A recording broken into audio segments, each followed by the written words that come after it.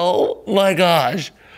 How did that even happen? When you thought it was Friday, but it turns out it's Thursday. Look at this. Holy shit. Gosh, they nail it so hard. Just, that was magical.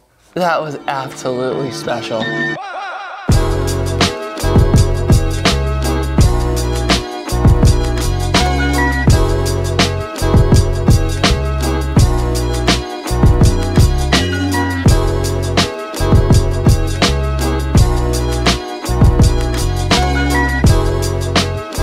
Here we are outside of Bedros Keuilian's Fit Body Boot Camp.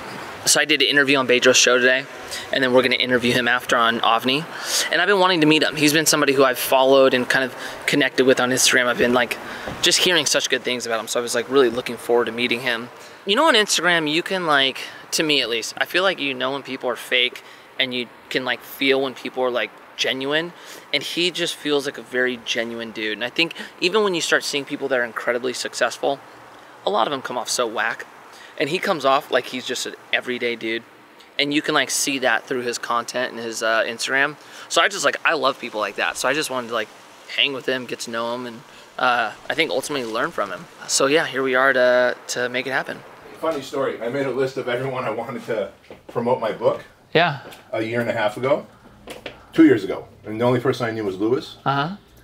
And the only person I don't have promoting it next Tuesday when it comes out is Gary Vee. So it's so cool that when you put something on a wall, you look at it every day, connections happen, introductions happen.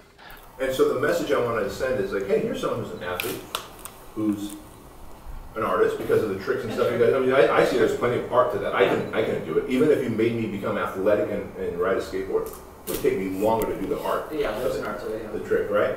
But he's figured out entrepreneurship.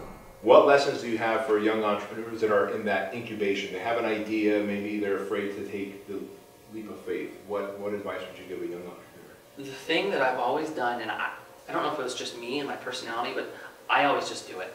Like, I'm a big believer of just jumping in and kind of now going through this.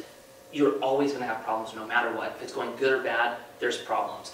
Yeah. Your idea and path and plan, it's never what it's supposed to be. It's always kind of derails into other things, and you're forced having to figure out new solutions to these problems, right? So for me, it's like, just jump in and solve the problems, because there's going to be no scenario where there's no problems, right? And so that's always been me. It's just like, just go for it.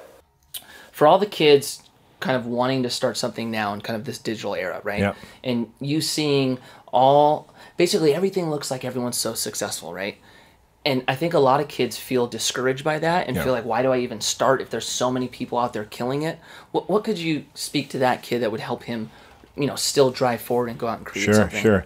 And you know what? I can say this from firsthand experience to any young kid, male, female, doesn't matter, watching this. The grass is not greener on the other side. The grass is greener where you water it, number one. Number two, I know this from firsthand experience because I am an entrepreneur who's been blessed to have a lot of financial success. And so I get a lot of people reaching out to me, hey, can you help me? And when they do reach out to me, just like I was telling you before the interview, just yesterday, 3 of them, one of them is a world-class professional athlete, power lifter, 9 times record holder, right? Broke, huge following, broke. But when you look at his Instagram, he's balling. Yeah. Same with a female bikini competitor, same with a bodybuilder, same could be with a skater, a surfer, you name it. So the bottom line is what you see is designed to create the fear of missing out, FOMO, right? The grass is not greener on the other side, it's greener where you water it. And the way you're gonna water that grass is by solving a problem or delivering a service that's gonna fill a gap. Like, for example, if I have a exercise program, like one of my best clients he created this thing called workout finishers, right? Because in the fitness industry, everyone has got a workout program. So he's like, hey, but no one's got a finisher where, like, for the last 3 to 6 minutes, you do this one thing or that one thing, and you could attach it to the back at the end of any workout. Okay. So he created workout finishers. It became a multiple 7-figure product because he's saying, hey, this isn't to replace your workouts, it's to add to the end of it, right? Yeah. So he filled in a vacuum. So the bottom line is this. When you water it, it'll turn green, number one. Everyone else is creating the fear of missing out. The reality is a small percentage are truly successful. You're one of those people. I know that for a fact. And the bottom line is you create a service or a product that solves a problem. And when you do, people will exchange their money for the problem, for the solution that you're going to give them. It's as simple as that. And when they do that, they'll be successful. And the following, by the way, money always comes first before the recognition. Yeah. I found if you try and put recognition or followers first before the money, you end up broke, depressed, and anxious. Oh, I think that's a great point. Yeah. Yeah, I appreciate it. My pleasure.